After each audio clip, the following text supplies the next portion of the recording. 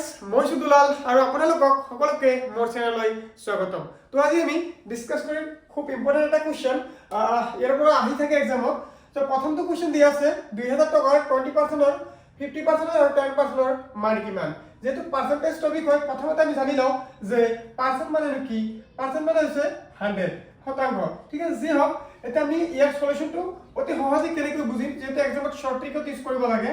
So প্ৰথমটো question দিয়া আছে 2000 টকাৰ 20% और 15% और 10% और मान किमान।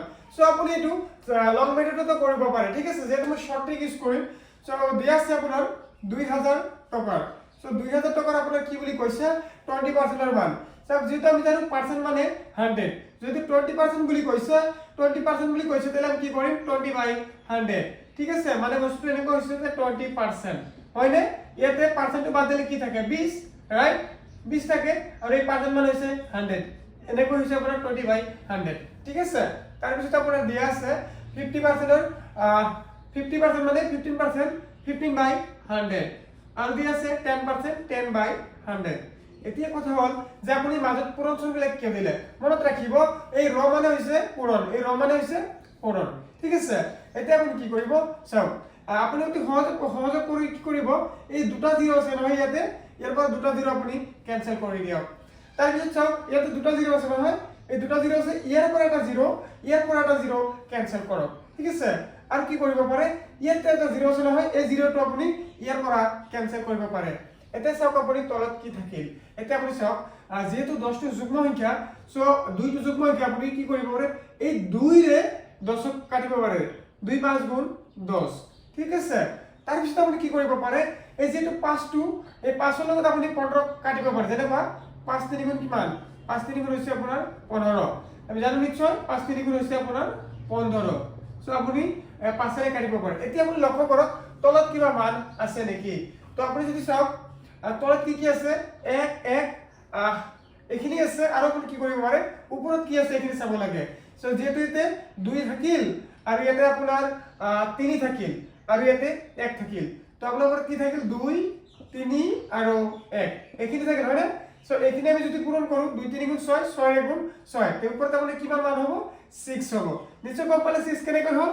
সো এই 2 আৰু এই 3 আৰু 1 পূৰণ কৰিছো 2 3 গুণ 6 6 গুণ 6 তে উপৰতে মানে 6 থাকিল আৰু তলত কিমান থাকিল ইয়াতে 1 আছে ইয়াতেও 1 আছে।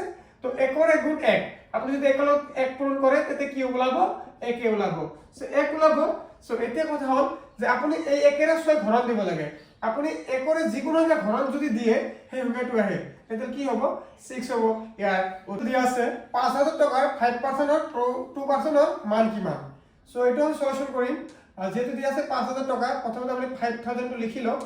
লিখাৰ পিছত 5000 টকাৰ 5% মানে কি আমি জানো 5/100 আৰু দিয়া আছে 2% 2% মানে কি 2/100। ঠিক আছে, এতিয়া আপুনি কি কৰিব ইয়াতে দুটা জিৰ আছে নহয়, এই দুটা জিৰ আপুনি কাটি দিয়ক, ক্যান্সেল কৰি দিয়ক। দিলে ইয়াৰ পৰা এটা আপুনি জিৰ ক্যান্সেল কৰিব পাৰে, ইয়াৰ পৰা এটা জিৰ ক্যান্সেল কৰিব পাৰে।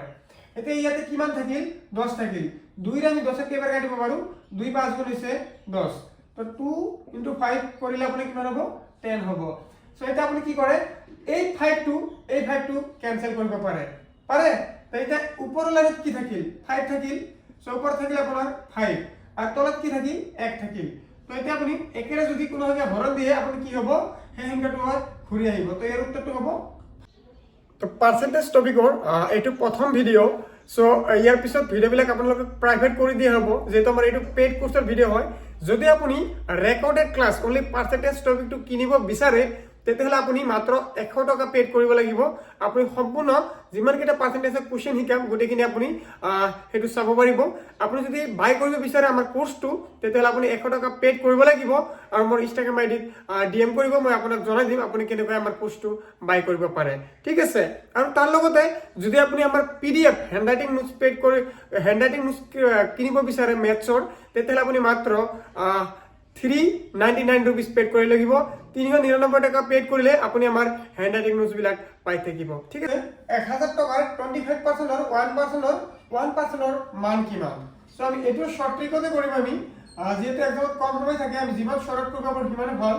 সো 1000 টকা তো আপুনি প্ৰথমতে লিখি লওক, তাৰ পিছত 25% মানে কি 25/100 100 এটা আপনি কি করব 1% এর মান লাগে সো 1% কি হবে 1/100 আর দি আছে 1% এর মান 1/100 এটা আপনি কি করিব যিমান কেটা 0 কাটিব পারে আপনি কাটি দিও সব এটা দুটা 0 আছে এই দুটা 0 কাটি দিলু এটা একটা 0 আছে এই 0 আপনি কাটি দিলু ঠিক আছে এখানেও কাটি দিলু এটা আর কি করিব পারে সব যেহেতু আমি কি করিব পারো ইয়াতে 1 আছে এই একটু কাটি দিলু তারপরে তার কি করিব আমি আর আপনি যদি চাব যায় আমি জানো যে যদি কোনো কারণ শেষত 5 থাকে আর 0 থাকে হেতু কি এর হরণ যায় হেতু 5 এর হরণ যায় যদি কোনো কারণ 5 থাকে আর 0 থাকে তেতিয়াহলে আপনি চকু বুজি ভাবিব হেতু 5 এর হরণ যাব তো এইটো হিসাব 5 আছে ইয়াতে এটা 0 আছে সো আমি জানো 5 5 গুণ কিমান 5 5 গুণ হিসাব আপোনাৰ 25 সো আমি 5 এৰ কোশ্চেন কেইবাৰ কাটিব পাৰো 5 বাৰ কাটিব পাৰো আৰু 10 এ কিমান পাৰো 5 দুগুণা হৈছে আপোনাৰ কিমান 10 তো আমি 5 এৰ 10 ক পাৰো দুবাৰ তো দুইবাৰ গল এতিয়া আপোনাৰ কি থাকিল ওপৰত থাকিল আপোনাৰ 5 সো আৰু তলত থাকিল 100 মই অলপ আগত কোনো 0 থাকে কি 5 এর হৰণ যায় সো আমি 5 এৰ কাটিব পাৰো কিমান বাৰ 5 20 গুণ কিমান 5 20 গুণ হৈছে আপোনাৰ 100 5 * 20 পূৰণ কৰিলে আপুনি কিমান ওলাব 100 ওলাব সো এখন লিখিলে এতিয়া আপুনি সব ওপৰত কি থাকিলে আপুনি হেতু লক্ষ্য কৰক তো যদি আপুনি ওপৰত লক্ষ্য কৰে 1 1 থাকিল একৰ লগত যদি আপুনি 1 পূৰণ কৰি কিমান ওলাব 1 এৰ গুণ 1 সো 1 ওলাল এতিয়া আপোনাৰ তলত কিমান থাকিল তলত থাকিল 20 আৰু 2 20 ৰ লগত 2 পূৰণ কৰিলে কিমান হ'ব আমি জানো যে 20 দুগুণা কিমান 40 সো তলত কিমান থাকিল 40 থাকিল এতিয়া 40 এর একক হৰণ দিব লাগে সো যদি আমি একক বাহিৰত লিখিব আৰু একটো ভিতৰত লিখিব এতিয়া আমি 40 এৰ একক হৰণ দিম এতিয়া চাওক যেহেতু 40 টো ডাঙৰ সংখ্যা একটো সৰু সংখ্যা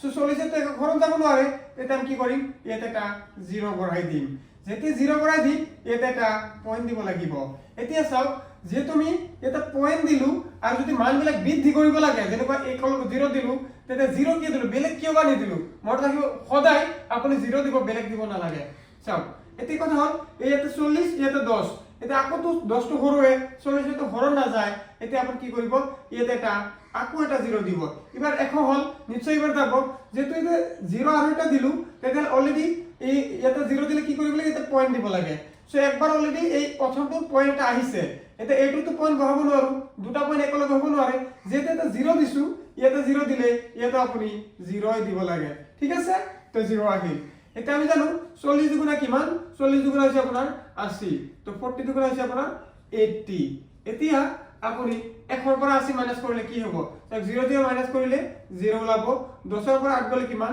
2 থাকিল এটা 40 এৰ যদি 20 ক হৰণ দিও যাব নেকি না যায় তেতে কি কৰিব লাগিব এটা আৰু এটা 0 বঢ়াই দিব লাগিব এটা 0 দিলে কি কৰিব লাগে ইয়াতে এটা পয়েন্ট দিব লাগে অলৰেডি পয়েন্ট আছে আমি দিব না লাগে তো আমি কি কৰিম 40 লগত কিমান পূৰণ কৰিলে 200 আহে আমি জানো 40 লগত যদি আপুনি 5 পূৰণ কৰি দে তেতি হলে আপোনাৰ 200 ওলাব আমি যদি ইয়াতে 5 বহাও ইয়াতে 40 5 কিমান হ'ব 2 হ'ব তো 2 2 সেম সো ক্যান্সেল হৈ গল তো ওপৰত কি থাকিল 0.025 ইয়াৰ